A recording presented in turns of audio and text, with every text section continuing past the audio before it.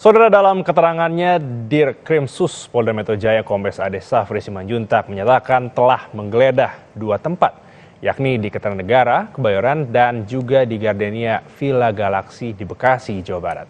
Polisi juga telah menyita sejumlah barang bukti dalam perkara ini. Juga telah melakukan penyitaan terhadap barang bukti. Berikut data elektronik dan dokumen elektronik yang ada di dalamnya, yang meliputi: 1.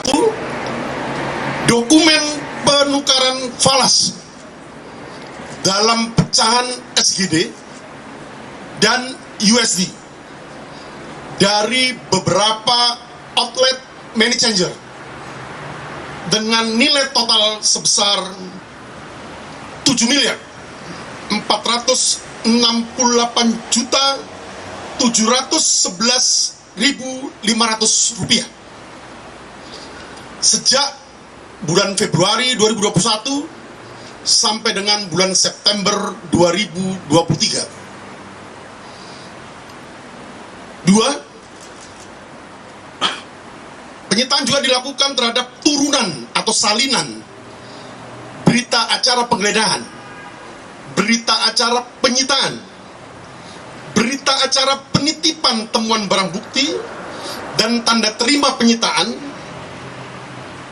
pada Rumah Dinas Menteri Pertanian RI, yang di dalamnya berisi lembar disposisi pimpinan KPK dengan nomor agenda LD 1231 tanggal 28 April 2021. Yang ketiga, dilakukan penyitaan terhadap pakaian, sepatu, maupun pin yang digunakan oleh saksi SEL saat pertemuan di Gor Tangki bersama saudara FB pada tanggal 2 Maret 2022. Saudara, pada 22 November 2023, polisi menetapkan Ketua Komisi Pemberantasan Korupsi Firly Bahuri sebagai tersangka dalam kasus dugaan pemerasan terhadap ex-Mentan Syahrul Yassin Limpo. Penetapan tersangka kepada Firly Bahuri dilakukan penyidik Ditreskrimsus Polda Metro Jaya usai melakukan gelar perkara. Firly diduga melakukan pemerasan, gratifikasi, hingga suap. Dalam perkara ini, Ketua KPK Firly Bahuri telah diperiksa sebanyak 2 kali di Barreskrim Polri pada 24 Oktober dan 20 November lalu.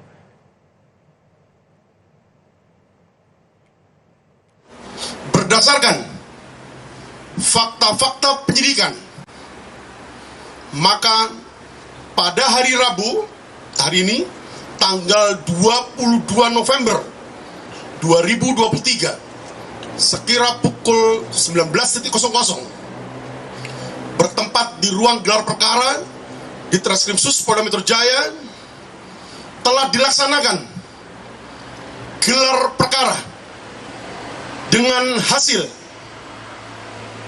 ditemukannya bukti yang cukup untuk menetapkan saudara FB selaku Ketua KPK RI sebagai tersangka dalam perkara dugaan tindak pidana korupsi berupa pemerasan atau penerimaan gratifikasi atau penerimaan hadiah atau janji oleh pegawai negeri atau penyelenggara negara yang berhubungan dengan jabatannya terkait penanganan permasalahan hukum di Kementerian Pertanian Republik Indonesia pada kurun waktu tahun 2020 sampai dengan tahun 2023.